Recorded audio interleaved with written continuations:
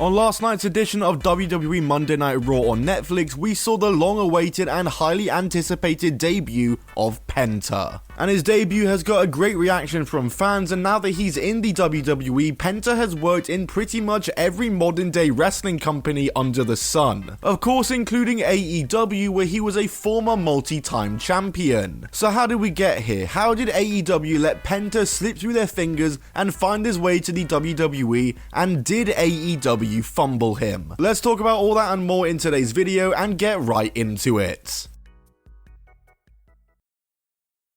So last night on Raw, Chad Gable made the challenge for a match with the best luchador out there, and who else but Penta answered the call and made his WWE debut, in what was just a total surprise to everyone. I am of course being sarcastic, as not only had it been known for ages that he'd been picked up by the WWE, but it had also been teased for weeks, and when Chad Gable made the challenge for a match with the best luchador on last week's Raw, it was blatantly obvious it was gonna be Penta. In fact, WWE pretty much outright spoiled it themselves before Raw on Monday when they listed and promoted Penta's new merch, including selling his mask. So yeah, he and Chad Gable had their match and it was alright, I guess, but there's been a lot leading up to this moment and a whole lot has occurred leading up to this, and so to figure out how we got to this point we're at now with Penta in the WWE, we need to go back to the start. Because Penta is a veteran of the wrestling business and has gone under many names in his career, but most common were Pentagon Jr. and Penta El Zero Miedo. His career began in 2004 as he started working the Mexican scene, and in 2010 would debut for AAA, who were one of the bigger promotions in the country. And over the years he would go on to become one of the top stars in Mexican wrestling. And it's also worth pointing out that a lot of the time Penta didn't come alone. He also teamed up alongside his brother Rey Fenix as the Lucha Brothers, and they were also a top tag team. Penta and Phoenix also both broke out to American audiences throughout the 2010s thanks to their work on the American Independents and on TV for Lucha Underground, with both men being top stars in Lucha Underground, with Penta in particular winning the Lucha Underground title twice. Following Lucha Underground, he'd go over to TNA in 2018 alongside his brother, where he'd have a short just under a year run and found good success in TNA as well. He would win the TNA World title there as well, and also the TNA World Tag titles alongside his brother, as the Lucha Brothers spent much of their run feuding with LAX over the tag belts in what was an awesome and legendary feud for the company. But the Lucha Bros departed TNA at the start of 2019, and that was obviously because they had just been picked up and signed by the newly formed All Elite Wrestling. And in Penta's first year in AEW, himself and Rey Fenix would get up to a fair bit and would spend it having multiple matches with the Young Bucks as part of yet another legendary series of matches, with matches at Double or Nothing that they lost to the Young Bucks, and at All Out against the Young Bucks where they got the win. Then in 2020, the Lucha Bros would be joined by Pac to form the Death Triangle Trio, and they would go down as one of the top trios in AEW history. And after floating around the roster for about a year or so, the Lucha Bros would finally get their due as they met rivals the Young Bucks once again, this time in a steel cage match at All Out 2021 for the AEW World Tag Team titles. And the Lucha Bros came out in top in yet another epic match to add yet another major promotions tag team titles to their resumes. And they defend the belts a few times against the Butcher and Blade, the Acclaimed, and FTR before losing them in January 2022 to the Jurassic Express of Jungle Boy and Luchasaurus. But that year would see more silverware for the brothers as well, as Death Triangle challenged the Elite at All Out for the inaugural AEW Trios titles in the final of a tournament for them, but the Elite would come out on top and Death Triangle would lose. However, that same night, the Elite got themselves involved in some backstage tomfoolery that led to those titles being vacated, and sure enough,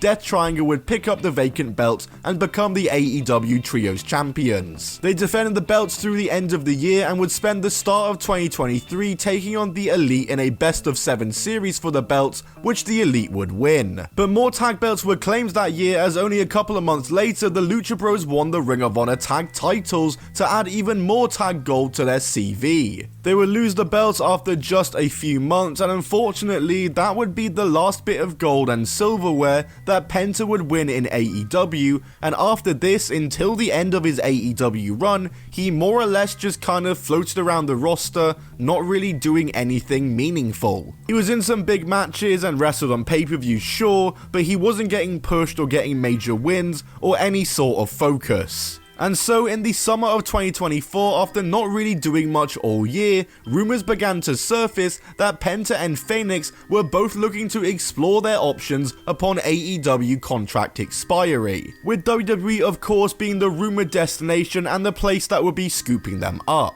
Following these rumors becoming afloat, Penta was not used by AEW ever again, with his last ever AEW appearance being on the July 17th, 2024 episode of AEW Rampage. And with the brothers' disappearance from TV, it all but confirms that the rumors were indeed true. And whilst AEW would add injury time onto Rey Fenix's contract, thus essentially trapping him in AEW for another year, Penta had no injuries and no injury time to be added and didn't have to deal with that, and so his contract expired on November 30th and he was out the company just like that and free to go wherever he wants. And when looking at Penta's career in AEW, on surface level it looks as though he actually had a very solid AEW career. Like, you know, he was a multi-time champion, he was a tag champion in AEW and Ring of Honor, and he even won the trios titles too. Not bad, right? Well, you see, the issue with Penta's run, and hey, Phoenix's run in AEW for that matter, was those long gaps of just pure nothingness and nothing that mattered in between those title reigns. What I'm trying to say is that between all of the Penta title runs and title wins and the times that Penta was actually doing something and being pushed in AEW were just long blocks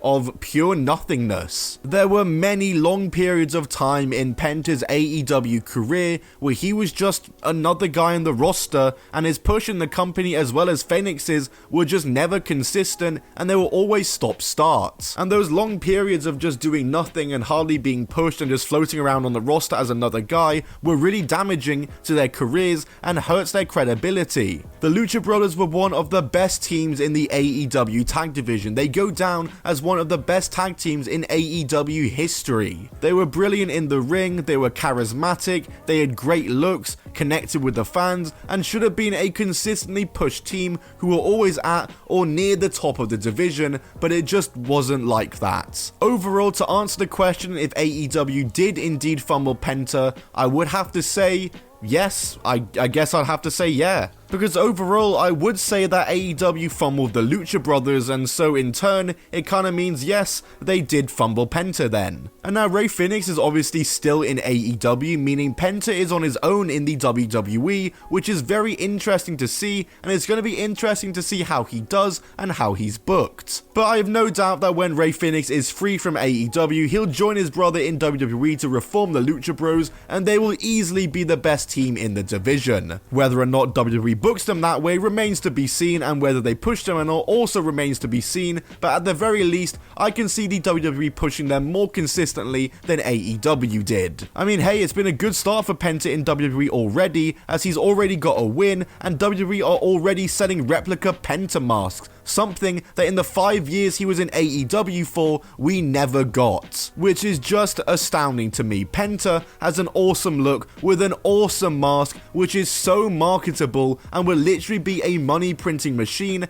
had it been sold by AEW, but they just didn't do it. But that's another topic. AEW's horrible merch game could make for an entire video on this channel, maybe an entire series, so maybe one day we'll discuss that. Like I said though, whether Penta does better in WWE than he did in AEW and is booked better remains to be seen, but one thing I can say is that I do think that Penta and Phoenix were fumbled by AEW and should have been booked better. And another thing that we can all agree on is that AEW should just let Rey Fenix go already. For God's sake, let the man leave the company. But guys, that's it from me on this video. If you did enjoy, then be sure to smack the like button and let me know down in the comments below what you think of Penta so far in WWE, and if AEW fumbled him or not, and your overall thoughts on Penta in AEW. I've been Tom, I Talk to Wrestling, like I said. Comment down below what videos you want to see next, like the video like I said, and subscribe with notifications on so you're the first to see all my wrestling content. Goodbye, and keep on rolling.